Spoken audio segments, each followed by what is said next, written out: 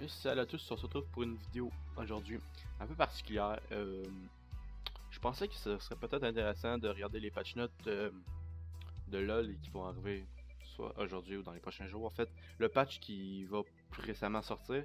Donc, je vais essayer de vous expliquer en fait les gros changements et ce que ça pourra apporter au jeu. Et en même temps, j'essaie tout le temps de me garder à jour là-dessus pour pas me laisser surprendre, par exemple, lorsque je joue. Euh, je tiens à préciser que je suis sur le site de LOL EU. C'est tout simplement pour avoir le patch note en français. Euh, J'essaie de vous zoomer ça le plus possible comme ça, afin que vous puissiez le mieux voir possible dans votre écran à vous. Donc normalement, j'ai descendu la musique. Ça devrait être moins pire que dans les deux dernières vidéos. Donc voilà, on est parti. Premier patch, c'est la sortie de Swain, bien entendu, qui va normalement arriver. Le patch note sort. On est combien aujourd'hui? Vraiment, il sort aujourd'hui dans la journée, donc ça devrait sortir aussi. Donc, j'ai pas fait de vidéo sur Swain. Je vous invite à aller regarder sur le site de LoL. Euh, euh, en fait, je vais essayer de vous trouver. Peut-être pas ça. Peut-être pas ça. Pas ça. Peut-être l'aperçu. Non plus. Présentation. Mais en fait, il y a un endroit. Je sais pas qu'on y est. On s'appelle ça. Je vais vous expliquer rapidement les attaques et tout ce qui se passe. En fait, lorsque Swain tue un champion, comme vous le voyez dans l'écran, il y a un corbeau qui revient vers lui et qui heal je crois que c'est un certain pourcentage de CPV. C'est une portion de CPV max. Et il y a une deuxième fonction à son passif en fait, qui fait en sorte que lorsque la cible, ou plusieurs cibles, en fait c'est mono-cible. Tu peux pas, quand exemple ton équipe est stun, exemple par un ult de Morgana, tu peux pas toutes les ramener vers toi, comme vous l'avez le voir dans la vidéo. C'est simultané en fait. Lorsque Galio va être stun, tu le ramènes vers toi. Et lorsque, exemple, 2 secondes ou je ne sais plus combien de secondes après, un autre perso est stun, tu peux le ramener vers toi. En fait, tu le ramènes vers toi un peu comme vous allez le voir là. Vous le ramenez vers toi, vous le ramenez vers vous, pardon, et il y a un corbeau. En fait, à chaque habilité qui touche un champion, si je me trompe pas, il y a un corbeau qui revient vers vous pour vous heal. En fait, c'est un peu comme du Vampire Spell. Euh, et en fait, vous le ramenez vers vous et ça fait aussi des dégâts. Donc ça peut aussi bien finir une cible lorsque vous avez CC ou... C'est... Je trouve ça très fort comme attaque, ou on peut considérer comme ça comme une attaque. Parce que tout simplement, quand une personne est CC, normalement, il bouge pas. Donc le fait de pouvoir le ramener vers vous, ça fait simplement en fait que s'il se fait catch, il va être plus proche de votre équipe que ce qui a été stun, on va dire. Si c'est une catch de Morgana, ça a une très grande range. Donc ça peut le rapprocher un peu de votre équipe pour peut-être le finir. J'essaie d'expliquer le plus facilement possible. Donc, Poignée des Immortels. En fait, l'ancien Q à Swain, si je me trompe pas, j'étais pas un grand joueur de Swain. Sauf si je me trompe pas, c'était le corbeau qu'on plaçait par terre et qui faisait. Hmm, je suis plus très sûr. En fait, je m'avancerai pas là-dessus parce que j'ai jamais vraiment joué Swain. Mais son nouveau Q, en fait, c'est un peu comme une basic à Graves, pardon, mais un peu plus loin si je me trompe pas. Et vous allez le voir, à chaque petit éclair qui touche de plus, c'est des dégâts supplémentaires que le champion prend. Et si, comme il est écrit dans le cube, si vous tuez, par exemple, il y a des minions en avant du Xin. Je sais pas s'il va dans la vidéo il me présente, non. En fait, si il y a un minion, ici par exemple, et que vous le tuez, qui était assez low life, ça va passer à travers du minion et aller faire le full dégâts sur le Xin. En fait, ça... Comment qu'on pourrait expliquer ça? Ça désintègre le minion, si on peut expliquer ça comme ça. Donc ça a un bon wave clear, par exemple, si vous vous mettez tous les minions au low life, vous faites un Q, vous les tuez tout au complet. Et lorsque vous tuez un minion avec votre Q, vous récupérez une portion de la mana que vous avez utilisée pour... En fait, c'est un certain pourcentage. Je crois que c'est... je l'ai testé sur le PB, mais en fait, j'ai pas fait de vidéo. Aux alentours de 2% peut-être. Quelque chose du genre. Donc, c'est quand même pas négligeable comme pourcentage de mana, sachant que vous allez build de la mana avec Swain. Donc, en phase de lane, ça allait facilement pouvoir vous éviter d'être low en mana et de pouvoir wave clear, parce que le grand défaut de Swain, c'est des X qui font pas beaucoup de dégâts, on va s'entendre tous là-dessus. Donc si vous pouvez garder à avoir de la mana, tout le temps avoir de la mana, vous allez pouvoir push très rapidement et peut-être même décale ou peu importe. Donc ben, je trouve que c'est une attaque qui est assez différente de ce que on a eu l'habitude avant de Swain. C'est très différent, on va dire. Le Z. Ça, je pense que c'est le plus gros changement qu'il y a eu sur Swain. En gros, le Z, c'est, vous le voyez, c'est un cercle.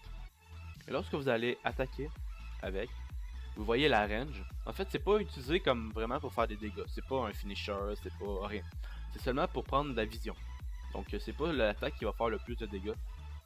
Oui, vous pouvez peut-être, si quelqu'un s'est enfui, exemple, je sais pas moi, il y a une hache qui back ici, puis vous avez une ward. Vous n'avez pas le temps d'aller la chercher. Vous allez pouvoir faire pop l'œil de l'Empire et pouvoir faire des dégâts. En fait, ça va prendre de la vision et en fait, ça va faire aussi des dégâts. Et lorsque vous touchez cette attaque, il y a aussi un corbeau qui revient vers vous pour vous heal. Donc en fait, ça a une très grande range comme vous le voyez. Ça prend un peu de temps à pop, sauf que franchement, si vous êtes en une back et vous êtes proche de finir, à moins que vous ne soyez pas dans votre shop, il n'y a pas beaucoup de chances que vous puissiez l'éviter. C'est assez court. Comme vous voyez, il y a tout le temps des corbeaux qui reviennent vers soi lorsque, d'après moi, il réussit une attaque si je me trompe pas. Peut-être à part le E, le Q, j'en ai aucune idée. Bref. Le E, c'est très différent, mais en fait, c'est pour garder le stun que Swain avait. En fait, il va lancer un projectile, que vous allez le voir comme ça, à une certaine distance, et ça fait des dégâts à l'aller. Et au retour, lorsque ça va toucher le premier champion, ça va exploser dans une certaine petite zone, et ça va stun, comme vous allez voir. La Lux est stun, mais pas le Galio. Donc, parce que le Galio, par exemple, aurait été ici, ou peut-être ici, il aurait été stun. C'est une petite zone autour, qui fait en fait office de stun. Et comme vous voyez, il y a des petites flèches qui avancent vers Swain, donc le E peut aussi ramener la cible vers vous. En fait, tous les CC possibles, si je me trompe pas, faudrait essayer peut-être avec le Ultamazar, le RR Scanner, j'ai aucune idée si ça marche. Mais vous l'avez vu, ça ramène vers vous. J'essaie de faire rapidement parce qu'en fait c'est pas une vidéo uniquement pour parler de Swain, c'est plutôt pour expliquer un peu rapidement. Le R à Swain en fait, c'est sensiblement la même chose dans la première partie de son sort que l'ancien Swain. C'est-à-dire, il fait pop et tous les champions aux alentours vont heal. Même aussi quand il y a des millions, mais ça priorise les champions. Et ça peut aller à un maximum de 3. En fait, si vous êtes dans un teamfight, il y avait 5 champions autour de vous, ça va focus, je sais pas c'est qui que ça focus en premier, mais ça va focus que 3 champions, ça va pas focus les 5, il n'y aura pas 5 lasers qui vont vous heal à la fois, comme vous voyez avec ça. Et aussi ça draine 20. Et lorsque vous avez un certain montant de vie récupérée par votre ulti, vous allez pouvoir le réactiver et faire des dégâts autour de vous. Un peu comme vous libérer de l'énergie. Et ça, cette énergie-là que vous allez libérer, les dégâts vont dépendre du nombre de... Comment on appelle ça? Des fragments d'âme en dessous de votre barre de mana. C'est en fait les corbeaux qui reviennent vers vous lorsque vous utilisez vos attaques. Donc ça va permettre en fait, vous allez voir, libérer une grosse énergie, ça va faire beaucoup de dégâts. Ben, beaucoup de dégâts. En vidéo, ça paraît pas, mais si vous êtes bien dans le game, je crois, ça fait beaucoup plus de dégâts en fait que le petit drain de vie que vous recevez de votre air. Donc voilà, ben je pense qu'on a fait le tour de Swain. Donc on va retourner. On va retourner sur le patch note. comme ça rapidement. Voilà. Donc on a fait le tour de soin. On va voir ce que ça va donner dans le méta, mais je crois qu'il va avoir une bonne petite place. Je pourrais pas dire en OLO parce que je suis pas. J'ai pas de OLO. Je suis pas. J'ai pas de compte OLO. Mon plus haut OLO, ben vous le savez, j'ai été Gold 4 dans la saison, donc c'est pas considéré comme de OLO. Mais bon. Je crois que ça va quand même avoir une petite place dans le méta. Je dirais pas que c'est un OP ou ben un God tiers, mais il risque d'être assez bon. On va passer à Azir. Azir, ils ont réduit son délai de récupération sur son Q dans les premiers niveaux. En fait, son Q, c'est lorsque vous envoyez un soldat à la charge. C'est pas le sort que vous maxez en premier, mais ça passe quand même de 11 secondes au niveau 1 à 15 secondes au niveau 1. Donc 4 secondes, ça paraît pas, mais en phase de lane, c'est énorme. C'est pas aussi énorme que le nerf que Janna a eu sur son shield, mais c'est sensiblement dans la même idée. Mais ça se rétablit en late game en gardant le 5 secondes. Donc en fait, ils veulent empêcher qu'Azir ait trop de pressure en early, sachant que c'est un champion en late normalement. Ça va dans le même sens avec son nerf de son Z. Les attaques des soldats d'Azir attirent désormais l'attention des sbires envers Azir. C'est-à-dire qu'avant, Azir pouvait être dans les minions, faire des Z, c'est-à-dire des attaques, des basic attaques renforcées avec ses soldats. C'est ces soldats qui font des basic attaques. En fait, avec ça, les sbires l'attaquaient pas. Il n'y avait pas le focus des sbires. Tandis que tous les autres champions, normalement, les sbires les focus lorsqu'on attaque le champion adverse. Donc, je pense que ça va faire mal à Azir. Dans un certain sens, en fait, vous allez devoir jouer beaucoup plus safe avec vos soldats. Vous pourriez plus les zones autant qu'avant, c'est-à-dire les empêcher de farm, être dans leurs minions et les forcer à être en dessous de la tour parce que les minions vont vous focus à coup sûr. Bon, on va aller sur Jarvan maintenant. C'est assez simple avec Jarvan, ils ont réduit l'armure de base de 4. Donc, je sais pas. Jarvan a déjà reçu des nerfs dans les patchs précédents qui l'ont. Je dirais pas l'ont détruit, mais qui l'ont. En fait, avant, il était God tier, il était vraiment fort. Et là, il est un peu. Il est encore fort, mais moins qu'avant. Et je pense que ça va juste l'empêcher, en fait, d'avoir un early jungle un peu trop facile dans cette jungle, le moins 4 d'armure. Le Jhin, ils ont augmenté les dégâts de base sur le R dans les derniers niveaux, c'est-à-dire en niveau 1 ça fait autant de dégâts avant. Niveau 2, il reçoit 10 de dégâts supplémentaires, et niveau 3, il ira en max, au niveau 16, 20 dégâts supplémentaires. Bah, c'est ça de prix, sachant que avant son ult c'était ridiculement fort. Tu peux faire beaucoup plus mal. À la sortie de Jhin, ça faisait extrêmement mal son ult. Ils l'ont nerf. Et là, ils l'ont re-up. Donc, bah, pourquoi pas. Ça peut toujours. Sachant que Jhin, c'est quand même assez fort dans le méta actuel. Donc, bah, à voir qu'est-ce que ça va donner. Katarina. Ils ont réduit les dégâts de sa compétence passive. C'est-à-dire, la compétence passive de Katarina, c'est lorsqu'il y a des dagues par terre qui sont plantées dans le sol et qu'elle passe dessus, elle tourne sur elle-même et fait des dégâts. C'est en fait les dégâts lorsqu'elle tourne sur elle-même qui a été réduit. Ça passe quand même de niveau. Au niveau 1, c'est pas trop. Ça se ressent pas trop. Ça passe quand même de 75 à 68. Mais c'est vraiment au niveau 16. Niveau 16, qu'est-ce que je dis là? En fait, plus en plus que la game va avancer, plus en plus de dégâts, vous allez avoir moins en moins de dégâts. Comme vous allez remarquer, ça passe de 287 de dégâts en late game à 240. C'est quand même 47 de dégâts de base perdus. C'est énorme. C'est en fait pour empêcher le snowball trop. Il y avait des OTP Katarina qui snowballaient trop facilement. Ils veulent empêcher ça. C'est sûr que Katarina va rester fort dans le méta parce que c'est un champion assez cheesy. Sauf que c'est pour empêcher en fait qu'elle snowball un peu moins. Tout simplement. On passe avec Kog'Maw maintenant. Ils ont les dégâts du Z. Ça c'est les dégâts. Les dégâts du W. Désolé, j'ai un peu de mal. Qui font des dégâts en fonction des PV max, ben, ça a été réduit dans les derniers rangs. C'est-à-dire que Kog'Maw a toujours été un bon anti-tank avec son W. C'est-à-dire en fait que au niveau 1, il fait 3% des PV max. Et en late game, c'était 7% auparavant, maintenant c'est 5%. Il perd 2% de PV max de la cible. Ça fait extrêmement mal, sachant que c'est les types de dégâts les plus forts dans LoL, les PV max, parce que même si t'es low life, ça reste le même nombre de dégâts que tu infliges. C'est pas des PV max, c'est pas les PV actuels, c'est des PV max. C'est-à-dire, je sais pas si un Sion a 5000 de vie, puis qu'il lui reste 1000, il va faire autant de dégâts que lorsqu'il était full life, que lorsqu'il était qui est sur le bord de mourir. Donc, c'est des dégâts qui vont faire assez mal, mais sachant qu'Ikogma, cette attaque-là, il fait beaucoup de basic. Beaucoup de basic. Donc, 2% de PV max sur chaque basic de perdu, c'est pas négligeable. Parce qu'en ce moment, on envoyait beaucoup des Kog'Maw Lulu. C'est pas trop le fun. Donc, c'est pour peut-être contrer ça. Donc, d'après moi, Kog'Maw va rester fort s'il est toujours du bon pile. Donc, il va être un peu moins fort qu'avant, clairement. Lucian. Ils ont augmenté les dégâts de son passif dans les premiers rangs.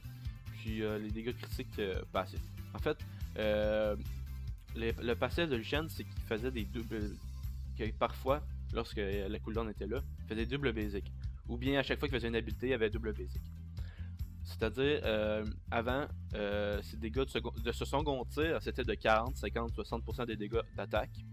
Maintenant, ça a augmenté de 10% au premier rang, de 5% au deuxième rang, puis ça s'est stabilisé dans le dernier rang. Ces dégâts critiques de ce second tir, en fait, s'ils crit avec le statique, peu importe, les dégâts sont augmentés, font un peu plus de dégâts. Lucian, on en voit vraiment pas beaucoup en ce moment.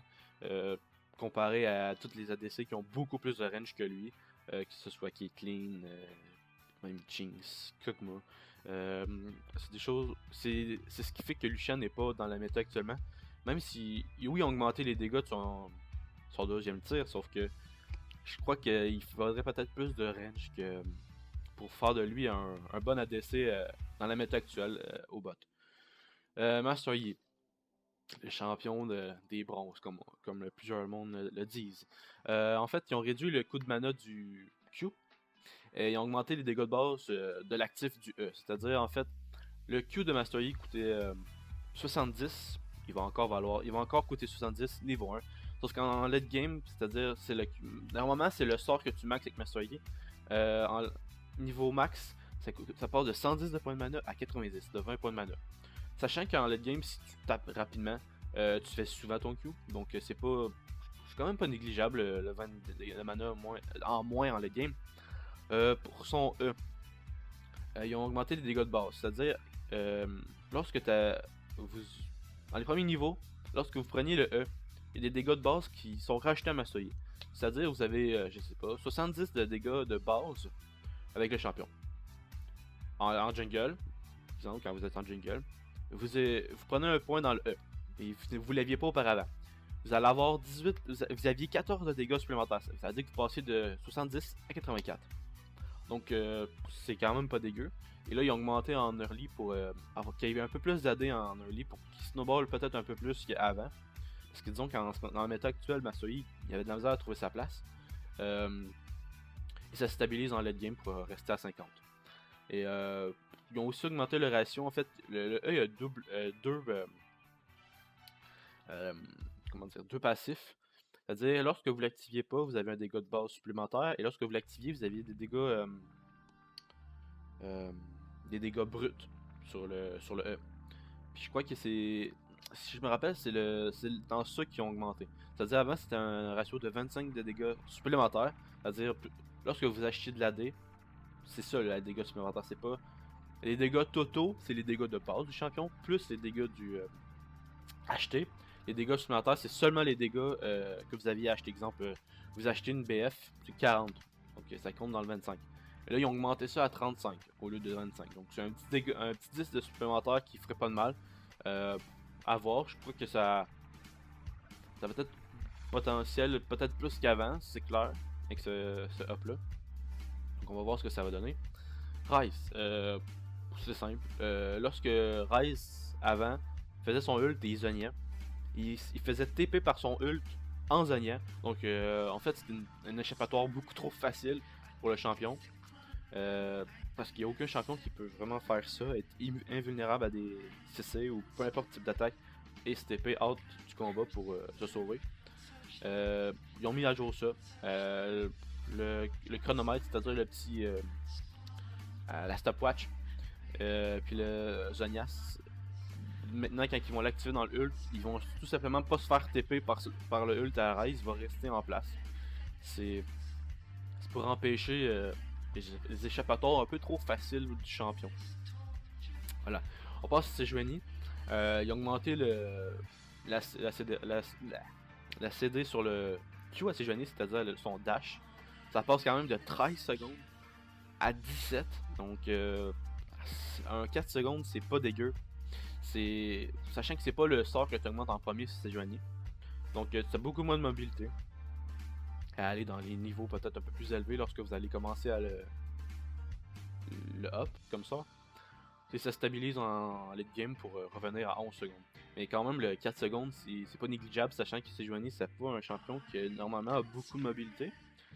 Et normalement, lorsque vous ultez avec Sejuani, vous dashez dessus la personne pour faire proc l'ult, et après vous enchaînez avec son W. Donc, ça va permettre peut-être moins de gain trop facile, peut-être moins de mobilité. À voir, mais d'après moi, ça va peut-être la faire descendre comparé à d'autres jungles. On passe maintenant à Trine. Excusez-moi. Trine. Les stats de base de dégâts d'attaque ont augmenté du part de 3.2 à 3.7. Donc il va gagner à chaque niveau un peu plus d'AD qu'auparavant. Ils ont aussi buff son E. Donc avant c'était 120 de dégâts supplémentaires, comme j'expliquais tout à l'heure, avec les dégâts de Massoyer. Donc c'est passé de 120%. Donc vous avez 40. Vous êtes rendu, je sais pas très. Quick Maths, vous avez plus que 40 en tout cas. Donc 10% de dégâts supplémentaires, sachant que vous avez des stats de dégâts supplémentaires, c'est-à-dire de 3.2 à 3.7. Le sort va faire de plus en plus mal, plus la game va avancer, donc c'est pas dégueu. Je pense qu'avec ça, ça risque de faire revenir peut-être Tryndamere. À voir, peut-être on va voir plus de Yi Tryndamere, comme tu le mentionnais, c'était des champions qui étaient un peu délaissés de côté laissés de côté, pas délaissés. Laissés de côté lors de des nouvelles runes. Il n'y avait pas grand rune qui leur était favorable vraiment. Donc à voir. Victor. Ce qui a augmenté sur Victor, c'est lorsque vous achetez une baguette supplémentaire avec Victor, vous avez l'option d'évoluer un sort, c'est-à-dire votre Q, qui est la petite chose que vous lancez, qui vous donne un peu de movement speed et un shield. Le W c'est le stun, le E c'est son laser. Donc en fait, lorsque vous allez upgrade son Q, le shield que vous recevez va être augmenté de 60% de sa valeur. Donc c'est pas dégueu, sachant que Victor recevait quand même un... C'est sûr que c'est pas le shield que vous aviez qui révolutionnait le monde, mais 60% c'est pas dégueu, ça va quand même pouvoir permettre à Victor d'encaisser plus de dégâts, sachant que personnellement j'en vois plus depuis très longtemps. Donc ça peut toujours le faire revenir. Ils ont aussi buff son R, ils ont réduit le délai de récupération de son R au niveau 2 et au niveau 3. Au niveau 1 c'est la même chose. Donc ça passe niveau 1 120 à 120, 110 à 100 et de 100 à 80. Donc vous avez quand même 20 secondes de moins sur le ulti en late, ce qui est pas dégueu en teamfight, sachant que ce sort là fait extrêmement de dégâts lorsque vous restez dedans.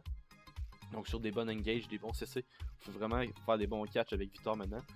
Surtout que vous avez un bon shield pour vous permettre de tanker peut-être un peu plus les dégâts que vous recevez. Donc à voir.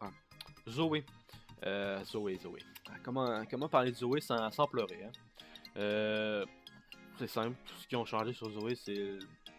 Ils ont augmenté le délai de récupération sur le Q. Au niveau 1 de 1 seconde. Et dans le game de 0,25 secondes. Donc je crois pas que ça va casser Zoé. Parce que sachant que Zoé elle a un potentiel de catch énorme. Donc bon. Je crois pas que ce soit ça qui change le fait qu'ils mettent Zoé dans la poubelle, mais bon. toujours ça de prix, on va dire. Hein. Régénération de PV, ils ont juste revu le nombre de. Ils ont juste revu l'affichage, c'est pas trop ça. Les effets visuels de Shogat ont été revus. Bon, on va passer aux runes maintenant. Les runes. Les runes fondamentales, c'est-à-dire les grosses runes que vous choisissez dans votre arbre principal. La seule rune qui a été changée, c'est le Grimoire déchaîné ou le Unsealed Book. C'est ce qui vous permettait en fait de pouvoir échanger vos Summoner Spells et d'avoir un petit CDR sur vos Summoner Spells, sur le Flash, le TP, sur n'importe quel Summoner Spell qui existe. Avant c'était 25%, maintenant ça passe de 15%. C'est un gros nerf, sachant qu'avec le 25%, sur le Flash, vous preniez quand même 110 secondes de moins sur votre Flash. Avec un Mazar, c'était un peu trop fort. 110 secondes, ça paraît pas, mais ça donne une fenêtre assez énorme pour peut-être forcer sur le champion adverse. C'est ça de prix, franchement. C'est déjà que on va parler de Mazar, mais Mazar a été nerf sur son ult, sur sa délai de récupération de son ult. Donc le fait de réduire le délai de récupération encore plus sur le flash, ça va mettre vraiment Mazar dans le mal, on va dire. C'est pas dégueu déjà. Sachant qu'il n'y a pas grand counterplay à des Mazar, des scanners, des choses comme ça. On va sur gadget.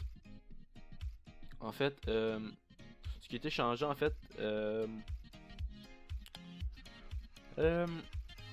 les chaussures magiques, ce qui vous donnait des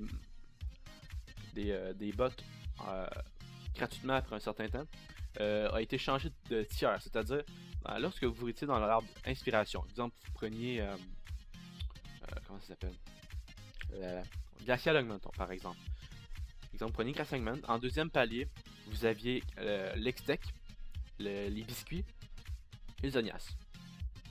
Maintenant, et dans le deuxième tiers, pardon, vous aviez les chaussures magiques, les désingrateurs de spire et on va ici, marché du futur. Maintenant, ils ont échangé la livraison de biscuits et les chaussures magiques pour mettre les chaussures magiques dans le premier tiers et remettre les biscuits dans le deuxième. Donc, en fait, c'est pour permettre peut-être d'avoir les biscuits ainsi que peut-être un Zonias, qui était pas possible avant. Maintenant, sauf que pour contrer ça, en fait, pour contrer peut-être que s'il n'y aurait pas touché aux runes, peut-être ça va être un peu trop fort. Sachant qu'il y a peut-être des ADC qui ont une mauvaise line ou peu importe, prendre 10 biscuits plus un Zonias, ça leur rend plus exemple qu'une idée.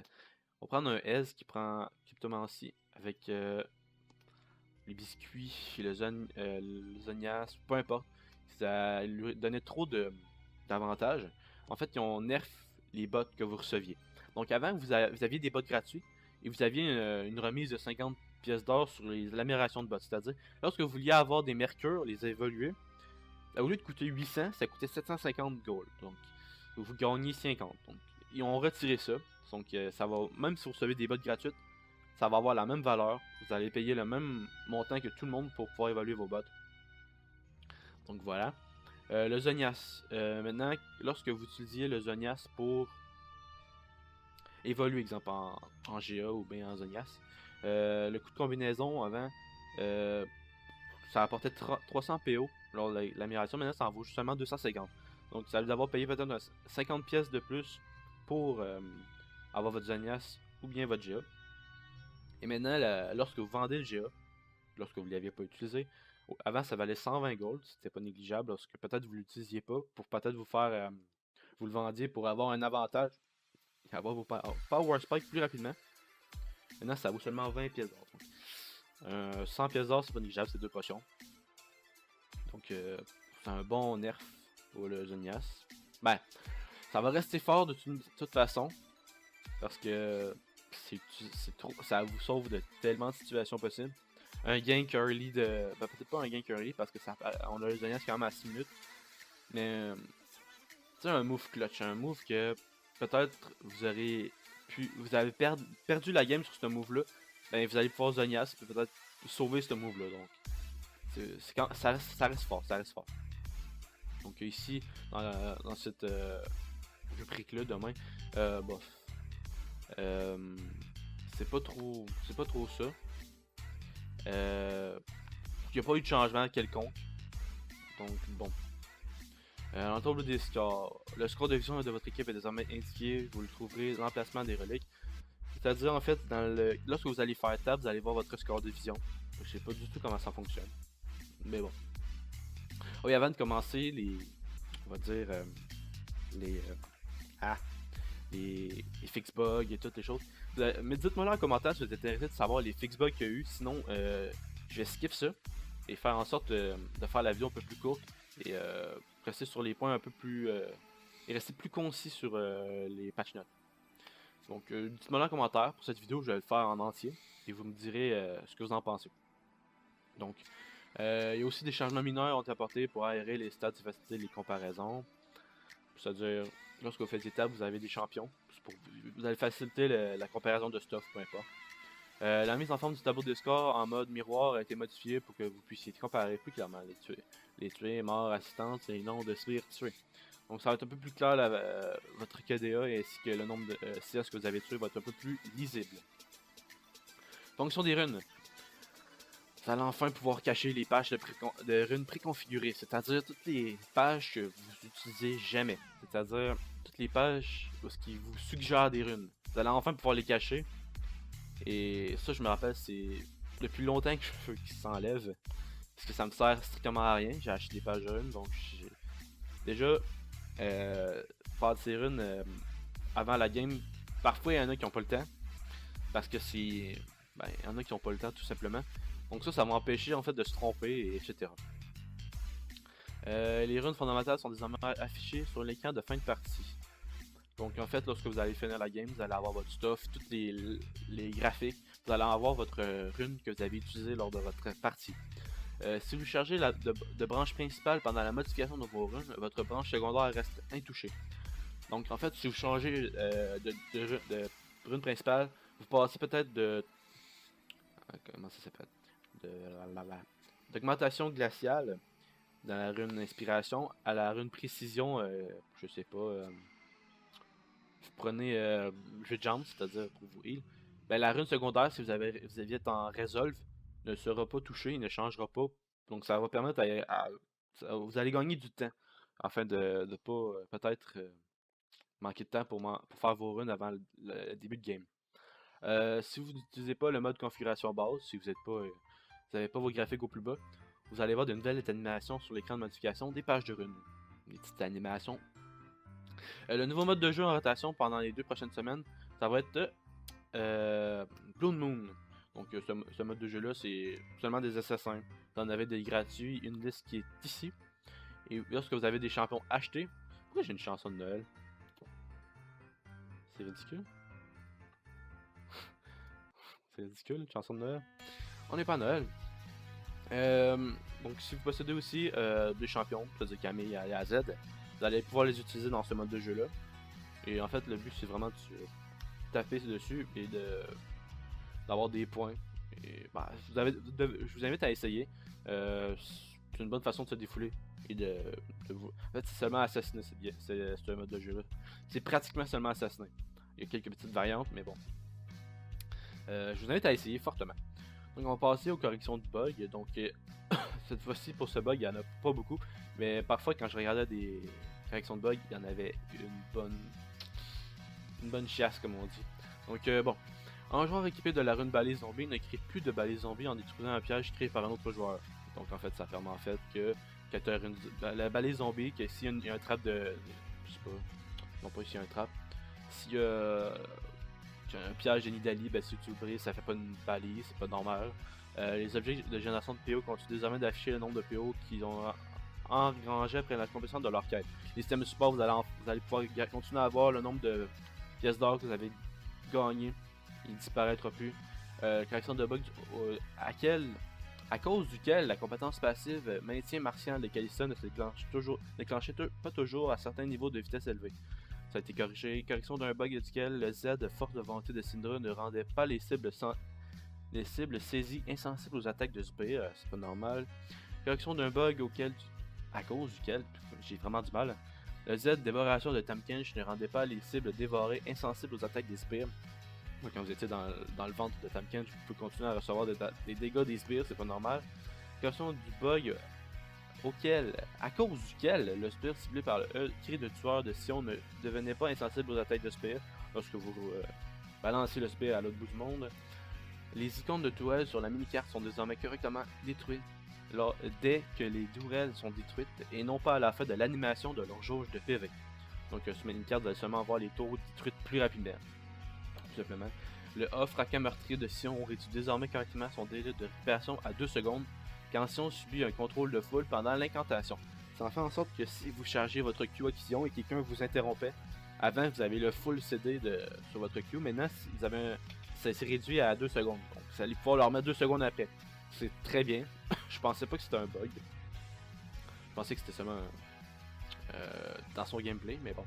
Ça va peut-être permettre à Sion d'être plus chiant avec son Q, si je peux dire.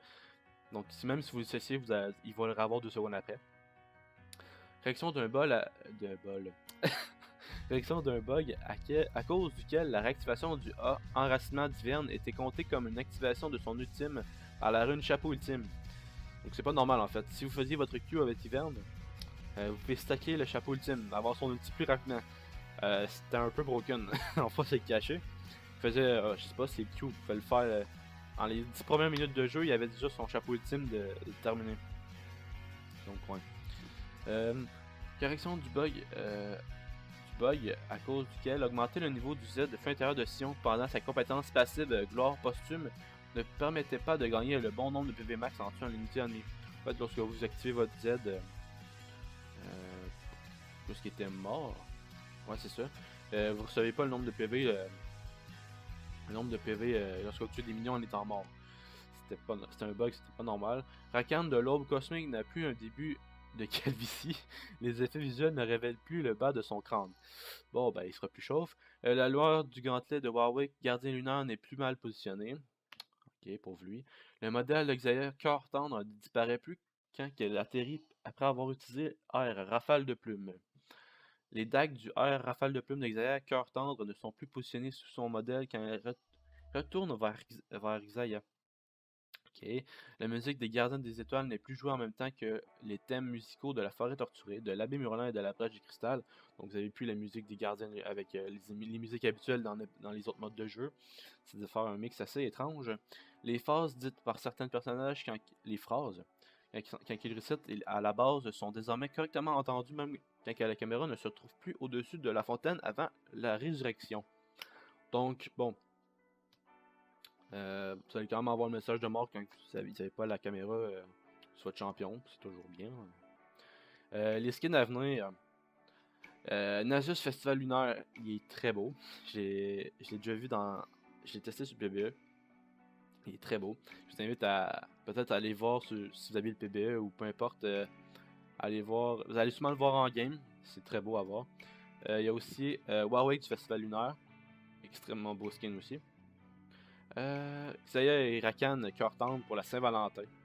Donc, un beau petit couple pour la Saint-Valentin. Lux, un énième skin pour Lux. Lux du Festival Lunaire, pourquoi pas. Bon, il y a aussi des chromas à venir de Lux. En plusieurs couleurs. Pour Nasus également. Donc, vous voyez un peu à quoi ressemble Nasus. Pour Warwick également. Le petit pitou. Et il y a aussi pour Sona. On va peut-être dézoomer ça pour voir tous les champions. Pour Sona, pour Katarina, pour Caitlyn, si je me trompe pas. Ouais, Caitlyn, Garen, Corki ainsi que Riven. Ouais, c'est ça. Donc, c'est des beaux skins, des beaux chromas, pardon, c'est pas des skins. Les nouvelles emotes qui sont ajoutées au jeu. Normalement, c'était censé être ajouté à la semaine passée, mais peut-être qu'ils sont trompés ou ils n'ont pas été implémentés encore. Je les trouve franchement très beaux. Surtout le petit tu kills quelqu'un là, puis tu le dis chut là, pour ne pas parler quand tu viens de kill. Ah, ça peut faire tilt. Et d'autres emotes pour la Saint-Valentin. Ça aussi, ça peut faire ça peut faire tilt lorsque tu tues quelqu'un ou ben peu importe. Ça peut être beau. Donc ben voilà, je crois que c'est tout. Oui, c'est ça, c'est tout pour ce patch-là, patch 8.3. J'espère que vous avez apprécié, c'était un peu long, je sais pas du tout combien que la vidéo va avoir duré de temps. Je vais peut-être essayer dans les prochaines vidéos, prochains patchs, de peut-être être plus concis sur les explications. Euh, Peut-être, j'ai lu auparavant, mais peut-être plus prendre connaissance du patch un peu mieux avant de faire la vidéo, ou peu importe. Aussi, dites-moi en commentaire qu'est-ce que je vous ai expliqué tout à l'heure. Pour les fix bugs, si vous n'êtes pas intéressé à savoir les fix bugs, faites-moi le savoir. Je vais skipper cette partie-là. La vidéo est encore plus concise comme ça. Donc, ben, c'est tout pour moi. N'oubliez pas le petit pouce bleu si vous avez aimé la vidéo, un abonnement, ainsi que la petite cloche. La petite cloche, en fait, elle permet de pouvoir avoir une notification lorsque je sors une nouvelle vidéo. Donc, n'importe quelle heure de la journée, vous allez recevoir une notification lorsque je sors une vidéo. Ça permet en fait de ne pas la manquer. Sur mobile, en fait, ça apparaît un pop-off comme lorsque vous recevez un message de Facebook ou peu importe. Et sur navigateur, lorsque vous êtes sur Chrome, comme moi en ce moment, vous allez recevoir une petite manière ici qui va expliquer, qui va dire quelle vidéo qui est sortie à telle heure. Donc voilà, c'est tout pour moi. Je vous souhaite une bonne fin de journée et on se retrouve la prochaine fois. Salut!